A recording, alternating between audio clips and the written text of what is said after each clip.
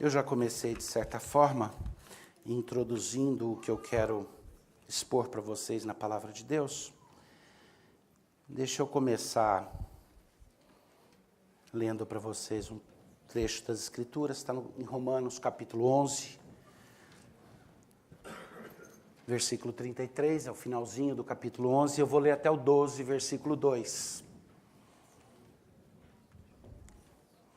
Alguns de vocês gostam de anotar, e eu sei que quando vai para a internet o sermão é bom ter um título, e o título do sermão hoje é Como é que você consegue fazer valer a sua vontade? É o segredo para fazer tudo o que você quer acontecer. Vou ensinar esse segredo hoje. E não vou cobrar por isso, pelo menos não agora. Mas em Romanos o apóstolo, no curso de descrever uma realidade maior do que aquela que nós experimentamos no dia a dia, como naquela cena daquele filme Matrix, quando chega com duas pílulas, uma vermelha e uma azul, né? E diz, escolhe qual das duas você quer. O apóstolo está mostrando um vislumbre do que é olhar para o mundo por uma ótica diferente, ver o mundo da ótica de Deus. Ele está falando da profundidade, da grandeza das coisas de Deus. E nesse contexto, ele diz assim, ó profundidade da riqueza, tanto da sabedoria como do conhecimento de Deus. Quão insondáveis são os seus juízos e quão inescrutáveis os seus caminhos. Quem, pois, conhece a mente do Senhor? Ou quem foi o seu conselheiro? Ou quem primeiro deu a ele para que lhe venha a ser restituído? Porque dele, por meio dele e para ele, são todas as coisas, a ele, pois, a glória eternamente. Amém. Rogo-vos, pois, irmãos, e a razão pela qual eu estou colando 2 capítulos que a nossa Bíblia divide, é porque a gente não percebe que a conjunção, o pois, rogo-vos, pois, atrela esse período, esse parágrafo ao anterior.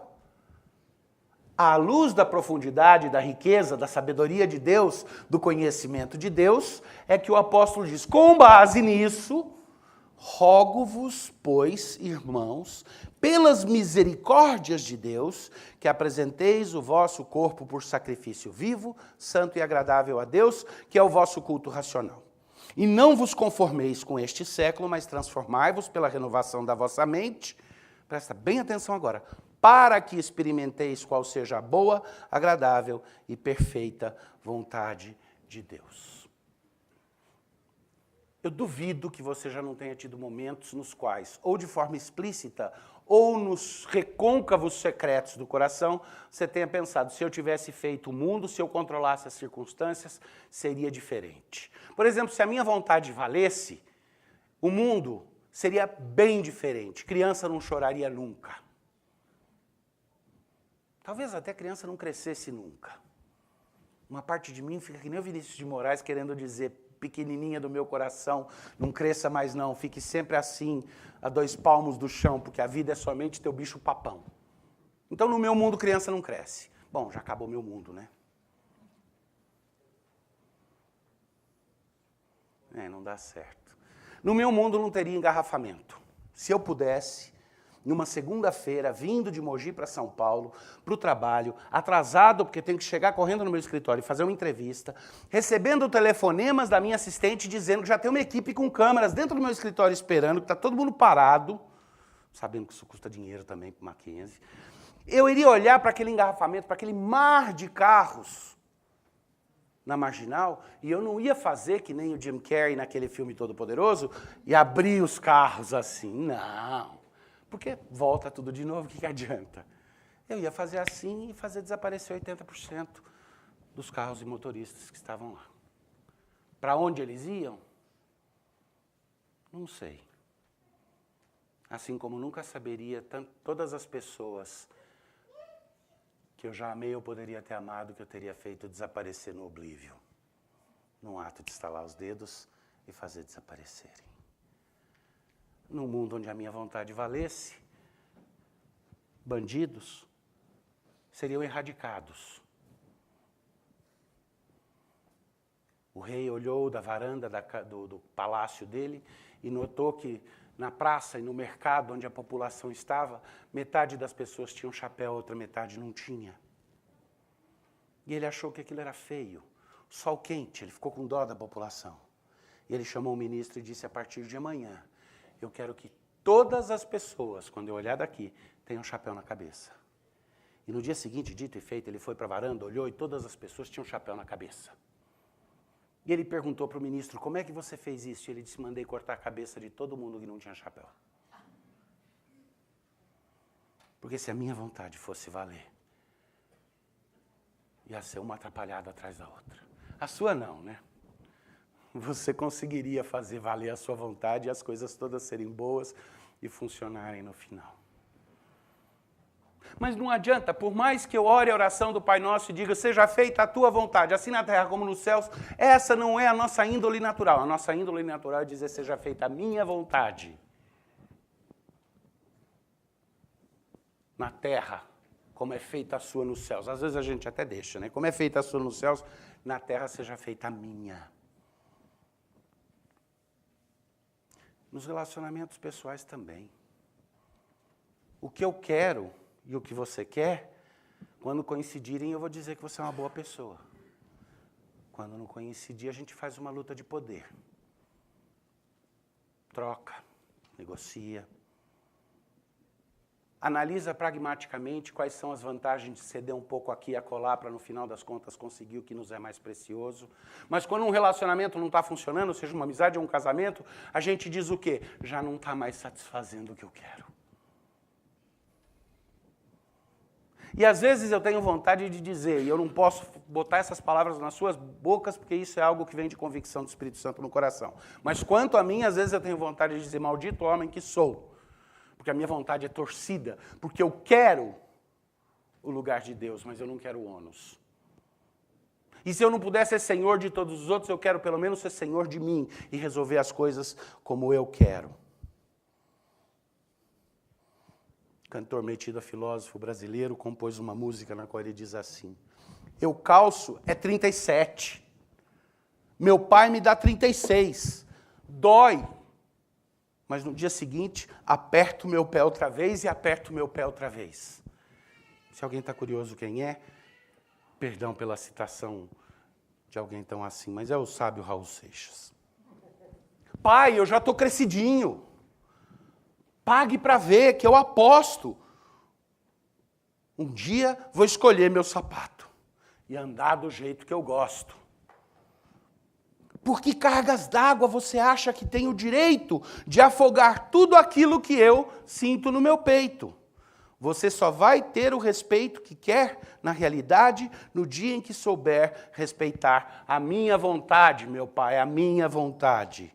Pai, já estou indo embora, quero partir sem brigar, porque eu já escolhi meu sapato, que não vai mais me apertar.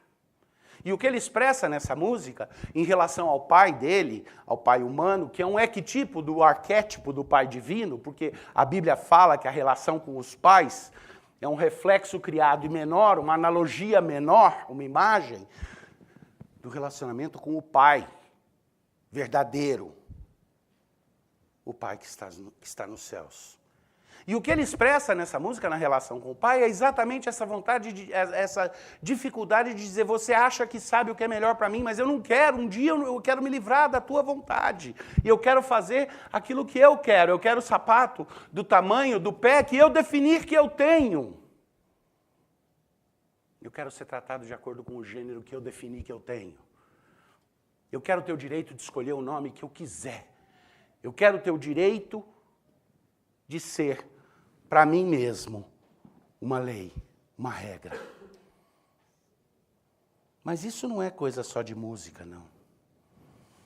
Talvez um dos filósofos que mais influenciou o pensamento todinho da modernidade e da ultramodernidade, ou seja, pós-modernidade, esse tempo que nós vivemos, de pós-verdade, onde você procura transcender até mesmo aquele racionalismo que era característico do período chamado de modernidade, esse pensador, talvez um dos poucos filósofos que com certeza você já ouviu falar a respeito, Immanuel Kant, ele diz uma coisa interessante e é parte central de todo o pensamento dele. Ele diz que o ser humano só será verdadeiramente livre quando ele não for mais determinado ou definido por qualquer regra que venha de fora. Antes, seja guiado somente por sua própria vontade. Ele chama isso de autonomia. Ele chama a obediência a leis externas, a obediência à vontade de outros, como heteronomia. E ele diz que isso é a escravidão do ser humano, que o ser humano só se torna livre quando ele transcende o condicionamento da natureza, da genética, as leis morais, quando ele deixa de atender aquilo que os sacerdotes, os médicos ou os reis determinam de fora para dentro. Ele passa a agir somente por uma lei dele mesmo, interna a ele mesmo. O que ele queria dizer é que o ser humano só realmente o eu sou, quando ele pode dizer eu sou, quando ele se torna o seu próprio Deus. E colocado assim choca um pouco mais, né? Porque aí a ideia é o seguinte, na verdade a luta é submeto a Deus ou eu quero ser Deus? Porque aí sim eu vou pensar que querer ser Deus no lugar dele, à parte dele, está na raiz do pecado. O que foi que aconteceu no Éden? Não, come a fruta. Deus não te disse a história toda. Ele quer que você declare a sua independência dele, indo contra a vontade dele, porque o dia que você fizer valer a sua vontade, você se torna um ente autônomo como ele. E aí você passa a dizer, eu sou. Porque o único que pode dizer eu sou em todos os sentidos é Deus. Mas o ser humano compra essa ilusão de que o dia que eu fizer valer a minha vontade, eu vou dizer eu sou. Aí você fala, mas pastor, será que você não está confundindo uma questão mais filosófica e tudo com uma questão prática da vida da gente, de que a gente quer o que é bom para a gente? Se quem sabe o que é bom para a gente? Você realmente acha que você tem todos os dados para fazer esse julgamento? Quantas vezes você jurava que estava escolhendo aquilo que era melhor e se tornou o seu inferno? E quantas vezes você resistiu àquilo que no final das contas foi a melhor coisa que te aconteceu? Se a sua experiência é parecida com a minha, isso é uma constante na vida. Porque meus pais sabiam o que era melhor para mim até certo momento da minha vida, e eles representaram a vontade de Deus. Não era infalível porque eles são pais humanos, mas eles me ensinaram isso desde pequeno. E a maturidade está vindo, não vou nem falar que veio. Não sei se ainda tem suficiente de décadas pela frente para eu alcançar essa maturidade, mas Deus promete que enquanto Ele não tiver terminado a obra, Ele não me passa daqui para outra melhor. Mas à medida que eu tenho amadurecido, é à medida que eu tenho entendido que eu não sou Deus. E que a vontade dEle vale mais. Pensa em Jesus Cristo, o Filho do eterno Deus, no Getsemane, falando aquela frase que você já falou. No momento de angústia, você já disse, Pai, se possível, afasta de mim esse cálice. Qual de vocês nunca disse isso, nunca orou isso? Mas nem sempre é fácil completar a frase. Mas seja antes feita a tua vontade. Eu prefiro a tua vontade. Eu prefiro aquilo que o Senhor quer. O argumento que Paulo vai usar para isso, quando ele fala, ele começa exatamente dizendo que a profundidade da mente de Deus é tão maravilhosa e tão grande que nós não temos noção. Que Deus vê as coisas de uma forma distinta e que Deus vê as coisas de uma forma tão extraordinária que nenhuma mente humana compreende por completo. Que isso é algo que nós precisamos crer para daí compreender. Não adianta achar que eu vou compreender o todo para resolver se eu quero ou não. Que a mente de Deus é profunda e maravilhosa. Que os juízos dele são juízos que eu não tenho condições de entender.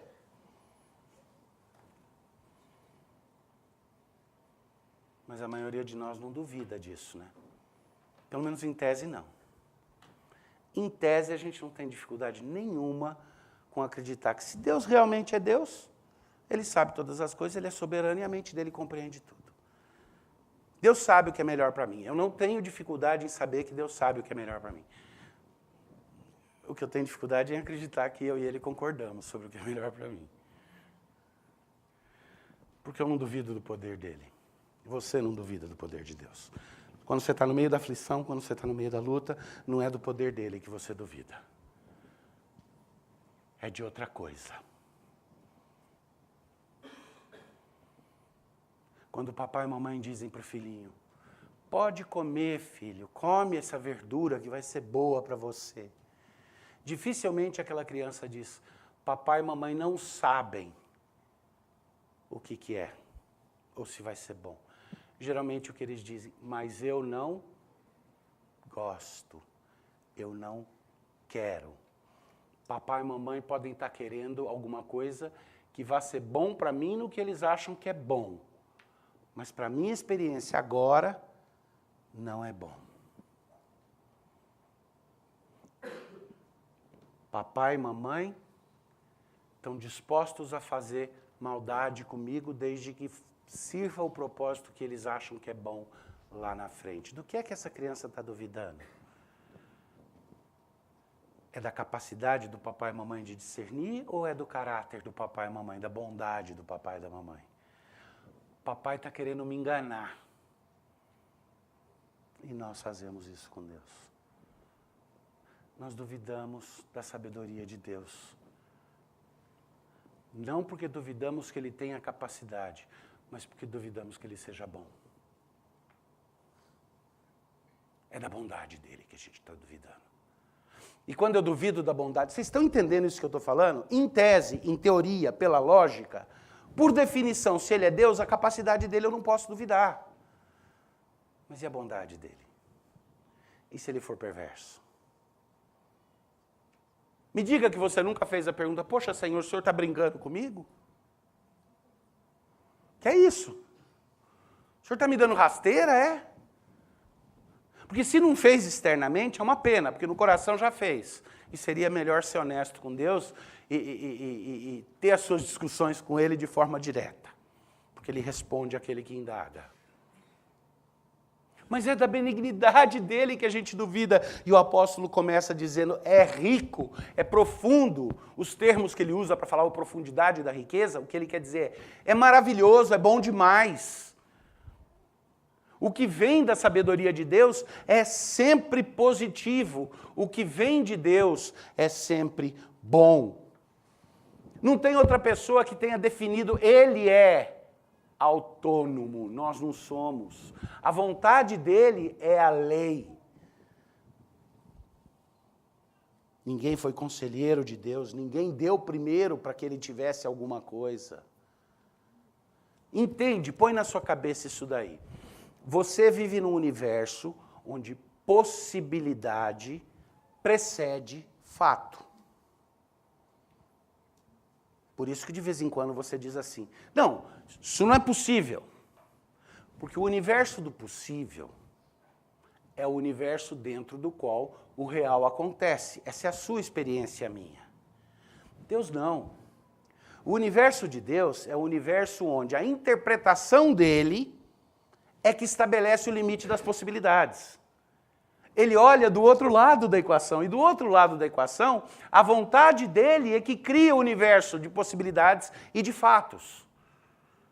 Então o controle que ele tem não é porque ele olha para um tabuleiro e ele consegue mexer as peças. É porque o tabuleiro já é fruto da vontade dele. E se a vontade dele não for boa, perfeita e agradável, então não tem outra saída. Nem a morte, porque se ele for cruel e a vida for uma piada de mau gosto, o inferno vai ser pior ainda.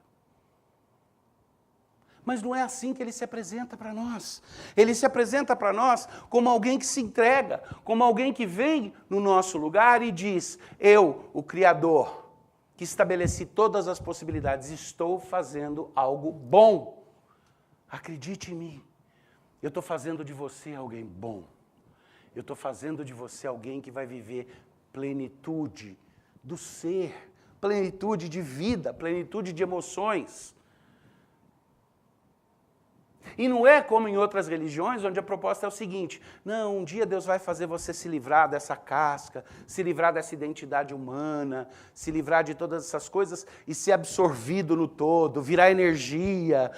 Não, é você. Você vai experimentar o que é a perfeição de ser um filho de Deus conforme a vontade dele. E aí eu não consigo segurar e já estou entregando o segredo, né? Porque o segredo é esse, o segredo para tudo que você desejar acontecer é conformar a sua vontade à perfeita vontade de Deus. O segredo para todas as suas orações serem respondidas é orar conforme a vontade de Deus. Porque Ele vai fazer valer a vontade dEle, porque Ele é Deus. A mente de Deus tem uma primazia, onde ela é o fator determinante, não de um plano alheio a você, mas de um plano que tem você em vista.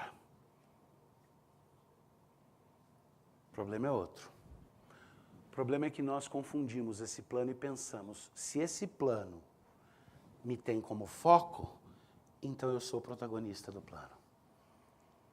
Porque nós não entendemos graça, nós não entendemos altruísmo, nós entendemos somente o egoísmo. E o egoísmo diz, se eu sou o foco, serei eu o protagonista. Quando Deus diz, eu sou o protagonista. E a minha graça se move na sua direção e faz de você um foco do meu amor e da minha graça. Notou a diferença? Não é o amor que é uma antítese do egoísmo. O amor não é esse movimento que olha para fora de si e faz do outro um foco. O protagonismo do amor está no outro ou em mim. O protagonismo está em mim. O foco está no outro ou em mim. Está no outro. O amor é esse ato de se mover em direção aos outros. E esse é o amor que Deus revela. Essa é a primazia da mente de Deus.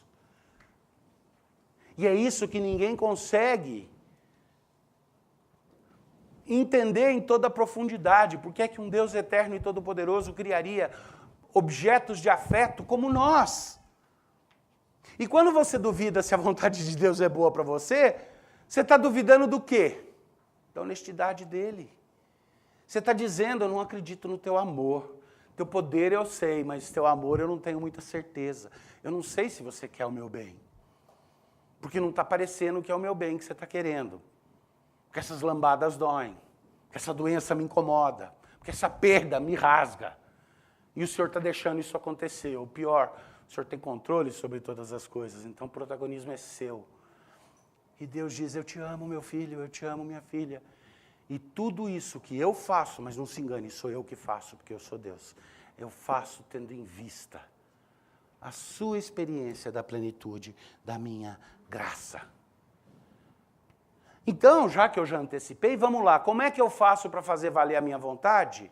Calvino tem uma frase pela qual ele é famoso, teólogo João Calvino, que ele diz, Senhor, eis aqui meu coração sincero e pronto. Está aqui meu coração sincero e pronto, Senhor.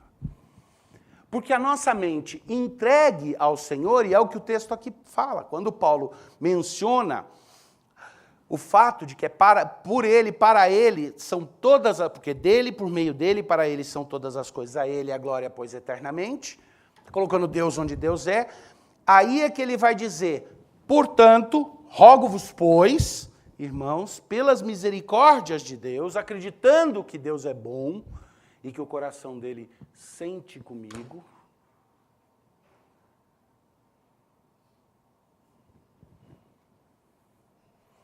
imagina, você é uma pessoa muito próxima de você.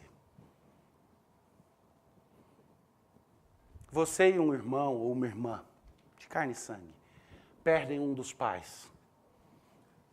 E você vira para sua irmã e fala, para de vir chorar perto de mim, porque você não está respeitando a dor da minha perda.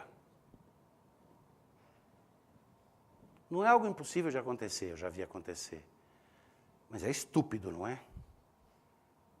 Porque a perda dos dois ali foi a mesma. Foi igual. Certo? E você acha que as dores e vicissitudes do seu coração não são sofridas por Deus da mesma forma? Qual a diferença de que Ele é Deus? Ele sabe o plano dele, Ele sabe que o plano é bom. Mas você acha que Jesus Cristo, ao se fazer par com você, não compartilhou das mesmas dores e sofrimentos que você sente? Quando você é vitimizado, Deus não está sofrendo a vitimização? Tá, mas Ele não sofre como você? Porque Ele é Deus e Ele sabe o fim desde o começo. Porque Ele sabe que o projeto é bom. Porque Jesus Cristo no Getsemane expressou a sua vontade e disse, se possível afasta, porque essa dor, tudo em mim, o meu DNA, toda a fibra do meu corpo como homem, diz que eu não quero passar por essa separação.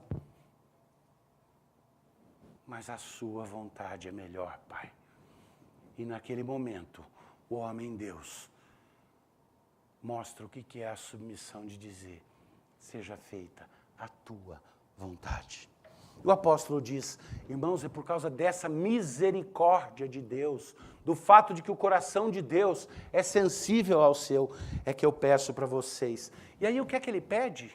Se você tiver com o texto aberto, dá uma olhada. Ele fala assim, que apresenteis o vosso corpo por sacrifício vivo, santo e agradável. O que ele quer dizer com isso? Apresenta o seu corpo por sacrifício vivo, santo e agradável. Ele explica, isso é o seu culto razoável. O racional aí, muita gente pega e diz, então ele está falando que tem que ser um culto sem ninguém pulando os bancos da igreja. Tem que ser um culto não pentecostal, tem que ser um culto racional e não só de emoções. Não está falando nada disso. A Bíblia fala de ordem no culto, a Bíblia fala, em outras passagens, ela nos dá todas as instruções necessárias para entender o que é ordem no culto. Mas aqui ele está dizendo que o sacrifício, entregar nossos corpos para o sacrifício vivo, porque o sacrifício de morte já foi feito, foi Jesus Cristo, mas é a entrega que o cônjuge faz com o outro, a entrega viva e não morta, mas a entrega de corpo e alma para deleite do outro, é isso, ele está falando, entrega os seus corpos em sacrifício vivo, porque essa é a adoração racional, razoável. Isso é o que é razoável. O que é razoável é que eu responda a essa graça maravilhosa de Deus com rendição, com entrega à vontade dEle. O fato de que diz, entrega seu corpo em sacrifício vivo e não de morte, é porque não é uma entrega onde eu digo, desisto. É uma entrega onde eu digo, de hoje em diante, eu vou mudar meu modo de vida. Porque tudo o que eu quero é fazer a tua vontade. É te adorar mostrando que a minha gratidão é tão grande que a minha vontade não é mais a minha. A minha vontade de agora em diante é a sua. Aliás, é isso. Ele continua, ele diz, assim, portanto, o que você lê ali, ele está complementando, ele dizendo, a consequência, a forma como isso acontece é, não vos conformeis com esse século, mas transformai-vos pela renovação da vossa mente. Ele está dizendo que a gente precisa mudar de cabeça, que está tudo na tua cabeça. Albenir não está aqui hoje, talvez não tenha outros psiquiatras, talvez tenha, se tiver me perdoem, mas está tudo na cabeça assim.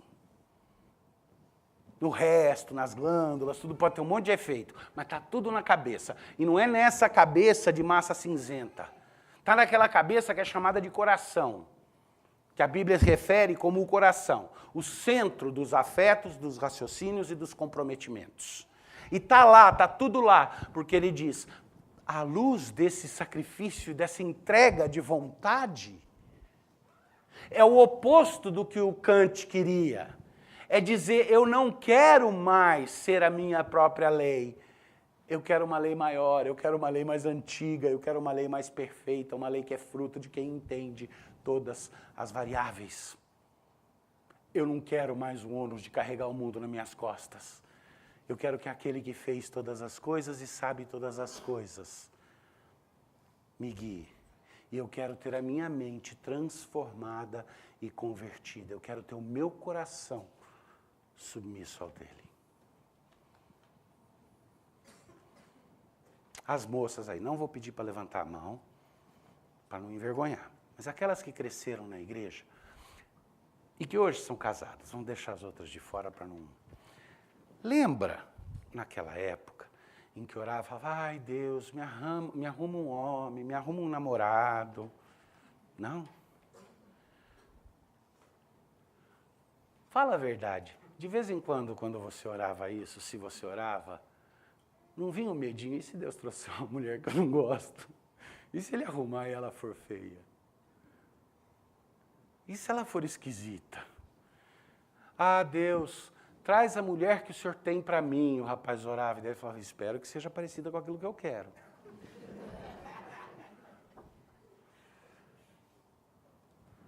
Senhor, faz a tua vontade, desde que ela coincida com a minha. Para com isso. Com todo respeito, queridos irmãos, irmãs, amigos, vamos nos recolher à insignificância devida a nós e saber que nós não temos condições de saber o que é bom para nós por conta própria, de que a gente tende a estragar essa vida tão bonita que Deus nos deu quando a gente quer ser uma lei para nós mesmos. Mas de que tudo isso é resgatável, de que tudo isso é redimido quando nós descobrimos que é possível conformar a nossa cabeça ao que Deus quer. Como que se conforma a cabeça ao que Deus quer? Ele falou, ele disse o que ele quer. Ele disse as cores que são bonitas, ele disse os gostos que são bons. Ele nos ensina na palavra, ele testifica no nosso coração, ele diz que é melhor sofrer dano do que causar dano para os outros. Ele diz que nos relacionamentos melhor é dar do que receber. Ele diz que nós somos colocados nesse mundo para sermos, sim, auxílio para aqueles que precisam. Ele diz que aquele que tiver condições de carregar o próprio peso ajuda os outros a carregar o deles também. Ele disse que ninguém tem maior amor do que dar a vida pelos outros. Ele disse que o marido morre por sua esposa, entrega a sua vida por ela como Cristo entregou a dele pela igreja. E ele disse que a esposa se entrega de corpo e alma para o seu marido e faz dele a sua vida. Ele manifesta a vontade dele não é obscura. Ela é, sim, além de tudo que eu posso compreender, ela é, sim, maior do que a minha razão alcança, mas não menor. Notou a diferença? Ela vai além do que a minha razão alcança, mas ele manifesta de forma razoável para mim e me ensina qual é o caminho. E é isso que o apóstolo diz. Antes, conforma a tua cabeça ao que Deus quer. Muda o conceito de valores. Ajuste as suas expectativas para aquelas que são boas e eternas. Sai de dentro de si mesmo. E o mais difícil de falar isso é que eu estou falando para mim, acreditem. Eu estou falando para mim, em primeiro lugar, para que eu possa também falar para vocês. Na nossa pequenez, nós achamos que temos uma compreensão firme da real circunstância e da real situação. A gente até acha assim, olha, os outros podem até estar confusos quanto às coisas, mas eu tenho uma noção bem clara do que está acontecendo. Ele não fala isso, né? Às vezes até fala. Mas ele tenta não falar, porque ia pegar muito mal. Mas pensa, sai disso. Porque ser conformado, ter a nossa mente conformada à imagem de Deus, é a antípode, a antítese, o contrário de ter a minha vida e o meu coração conformados ao quê? Se alguém tiver com o texto aberto aí, olha para mim e me diz. Ele fala que é para conformar a mente de Deus, como contrário de conformar ao quê? Ao presente século. Pode olhar no texto. Ele diz assim, não vos conformeis com esse século, mas transformai-vos pela renovação da vossa mente.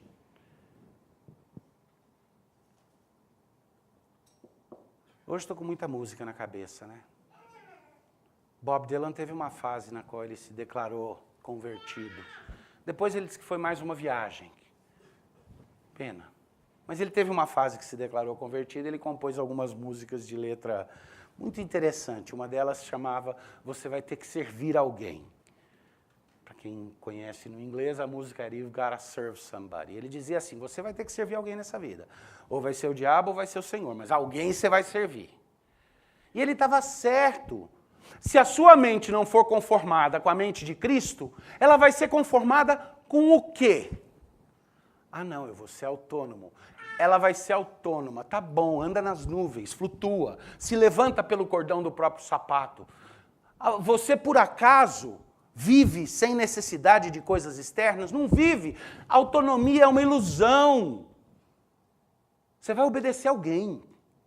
Você vai obedecer seus amigos, você vai obedecer o guru, você vai obedecer as ideias que outros plantaram na sua cabeça, você vai obedecer uma filosofia que é um amálgama do que o mundo fala, você vai obedecer as promessas do mercado que diz que você consegue, com consumo, satisfazer o vazio do coração, ou você vai obedecer um senso de justiça distorcido que diz que é tua obrigação corrigir as balanças injustas do mundo e que você vai se apaixonar pelo futuro como se não houvesse pessoas. Não importa. Nenhum de nós é autônomo. Tira a ilusão. Você vai ouvir vozes ou a Deus. Você vai estar conformado. O que é presente século aqui? Não vos conformeis com o presente século. É o estado das coisas, é a situação que nós vivemos. Ou você vai se conformar àquilo que te cerca, ou você vai se conformar à boa, perfeita e agradável vontade de Deus. E eu tenho outra notícia, dupla. Se alguém aqui não conhece Jesus Cristo como Salvador, escuta, porque esse é o Evangelho. Entrega a tua vida para Ele e desiste, porque esse caminho é canoa furada. E se você entregar a sua vida para Ele, eu não posso prometer, porque senão na minha próxima frase isso seria negado, que de um momento para outro vai estar resolvida toda a questão da sua vontade decaída, dos seus ídolos, dos seus mitos. Mas se você não conhece a Cristo, o primeiro passo é conhecê-lo, porque daí você tem a base para o que agora eu falo para vocês que conhecem a Cristo. Morrer com Cristo e ressuscitar com Cristo significa que nossa vontade deixa de estar atrelada às outras vozes, aos outros ídolos, e ela passa a estar atrelada àquilo que Deus disser, àquilo que Deus pedir, àquilo que Ele disser que é bom. E se Deus disser que Giló é bom, é bom. E para citar o Jim Carrey de novo, se Deus olhar para a gente e disser quantos dedos eu tenho aqui atrás, e a gente disser 5, e Ele fizer assim e tiver 7, é porque Ele determina se são 7 dedos numa mão, 5 ou 30 ou 50. É porque a vontade dele é determinante. Mas o ponto que eu quero enfatizar aqui não é tangencial ao que o apóstolo fala. Ele diz assim, não vos conformeis com esse século, mas transformai-vos pela renovação de vossas mentes. Por quê? Aí eu prometi, eu tenho que pagar agora, né? Deus quer que eu faça isso. Ele quer que eu seja honesto e cumpra minhas promessas. Eu prometi ensinar para vocês o segredo, eu já antecipei um pouquinho, está aqui, bem explícito. Se minha mente for conformada à mente de Cristo e não a desse século, eu vou experimentar qual é a boa, agradável e perfeita vontade de Deus. O texto fala que eu vou conhecer a boa, perfeita e agradável vontade de Deus. Porque na nossa cabeça a gente sabe fazer essa dicotomia entre aquilo que eu conheço, que pode ser a distância, e aquilo que eu experimento. Então eu conheço de outro jeito. Eu conheço como no vocabulário bíblico, quando fala que fulano conheceu fulana, né? Tem gente que acha que a Bíblia faz isso daí por acanhamento de virar e falar que eles tiveram relações íntimas. Não é isso. A Bíblia não tem esse acanhamento. Vai ler Cantares que você vai ver que não tem esse acanhamento. É porque ali a expressão conhecer está sendo usada num sentido profundo de conhecer mesmo, experiencialmente, de forma real e direta. E ele fala, porque daí vocês vão experimentar qual é a boa, perfeita e agradável vontade de Deus. E se na sua vida, você como eu, sofre momentos nos quais as vicissitudes nos roubam a alegria e tiram a seiva das coisas, parece que aquele tutano da vida está ressecado. é porque a gente está esquecendo qual é a boa, perfeita e agradável vontade de Deus, está deixando de experimentar. A gente está, como crentes que deveriam viver, no gozo e na alegria de experimentar diariamente a bondade, a perfeição e o prazer da vontade de Deus, e a gente começa a olhar para a vontade de Deus como algo assim, eu me submeto, mas com enfado. Eu não queria. Qual é o segredo para isso? Recoloca a sua mente, renova seu coração. Deixa de olhar em volta e buscar em volta as suas referências. Porque todas as nossas referências estão furadas. Vamos esticar um pouco mais a brincadeira com os músicos. Todos os nossos heróis morreram de overdose. E parece que os inimigos estão no poder. Tira esse ponto de referência. E olha para a boa, perfeita e agradável vontade de Deus. E se deleita nela. Porque Ele está fazendo algo. Que eu juro para vocês, como profeta e como homem de Deus, vai nos surpreender a todos. Por mais que você imagine como vai ser maravilhoso.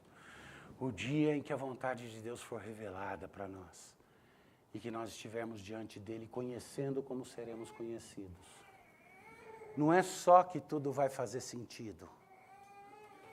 É que a nossa reação vai ser, uau, eu já tinha aprendido que tudo ia fazer sentido. Eu já tinha aprendido a ter uma expectativa boa. Mas eu confesso que ver o todo da tua vontade é para mim um desbunde que me deixa perplexo, surpreso profundamente. Ser surpreendido pela graça é isso. Você já experimentou uma antecipação disso quando você descobriu em Cristo o perdão dos seus pecados, porque a conversão é um vislumbre dessa graça, é um primeiro momento dessa graça, onde somos surpreendidos pela graça de forma tão profunda, que parece que nossa vida mudou completamente, mas depois a vida parece querer voltar para aquele trilho antigo. E a gente perde de vista o que é a experiência da boa, perfeita e agradável vontade de Deus. Você quer ver tudo o que você deseja acontecer na vida? Deseja o que Deus quer.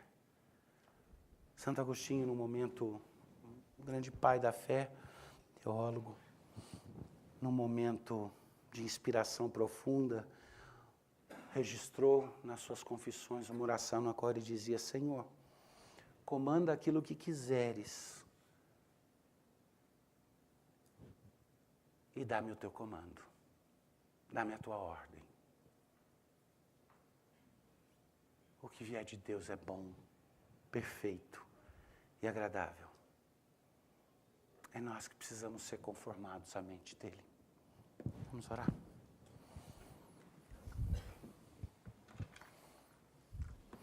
Dá-nos um vislumbre, Pai, da realidade dessa graça imensa. Dá-nos gratidão profunda e a serenidade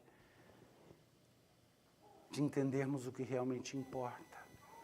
Livra-nos da idolatria que nos faz escravos, Senhor. Dá-nos clareza de que a Tua vontade, boa, perfeita e agradável, está sendo realizada. Porque, por meio do Teu Filho, Cristo Jesus, por causa dele, para ele são todas as coisas, porque a glória é dele. E a tua vontade declarada é de que nós sejamos partícipes dessa glória maravilhosa. Porque para a honra e glória dele, nós somos redimidos e trazidos em íntima comunhão, nos tornando parte do corpo dele. Dá-nos essa clareza, te pedimos em Cristo Jesus. Amém.